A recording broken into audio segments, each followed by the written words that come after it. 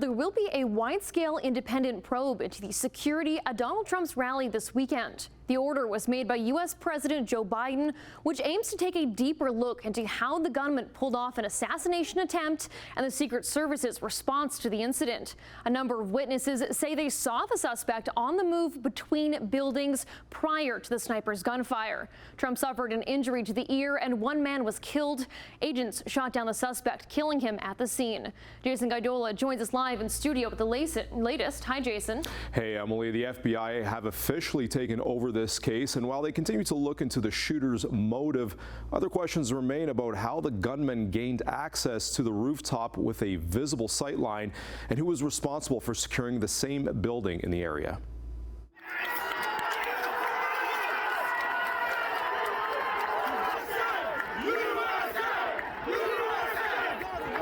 This video captured a close look of Secret Service agents escorting an injured Donald Trump this weekend, following an attempt on his life during his rally. When I say that something like this cannot happen, we are speaking of a failure. We are going to analyze through an independent review how that occurred, why it occurred, and make recommendations and findings to make sure it doesn't happen again.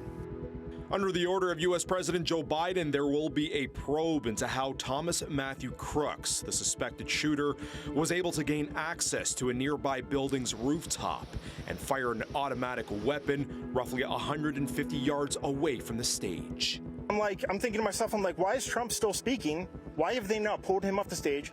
I'm standing there pointing at him for 2-3 minutes. Secret Service is looking at us from the top of the barn. I'm pointing at that roof, and next thing you know, 5 shots ring out.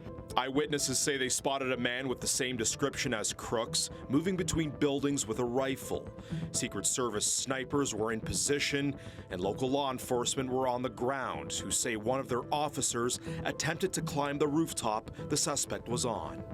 All I know is the officer had both hands up on the roof to get up onto the roof, never made it because the shooter had turned towards the officer, and rightfully and smartfully, the officer let go. Then the gunman fired at the stage. Take a look at what happened. Crooks was then gunned down by law enforcement. The Secret Service does often rely on state and local law enforcement to help expand their perimeter, but it's hard for me to understand how a roof that close, that accessible was not secured. Now questions linger and conspiracy theories are fueling online over how Crooks got within shooting distance and who was responsible for securing the nearby building. I have 100% confidence in the Director of the United States Secret Service. I have 100% confidence in the United States Secret Service.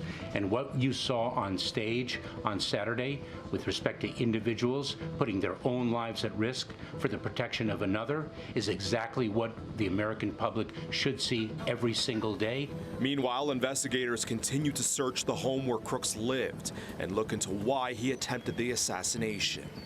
They're very well trained to put that all together, to have a puzzle that now begins to show what it was that exactly caused him to decide to do this, how much planning and how much effort he put into it, and what the motivation is. It just will never satisfy people that say, are you kidding me? He did that to be famous.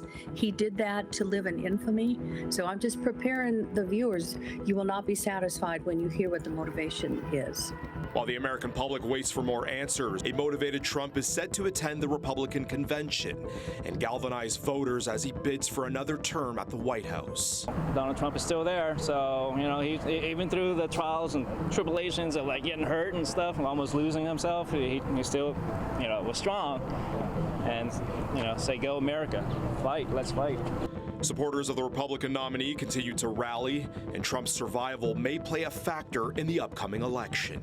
I think that the story of sort of surviving this assassination attempt might also be part of the campaign. I think the more you get into kind of the bigger questions about what happened, who was the shooter at the time we're having this conversation, we don't really know very much about that person at all.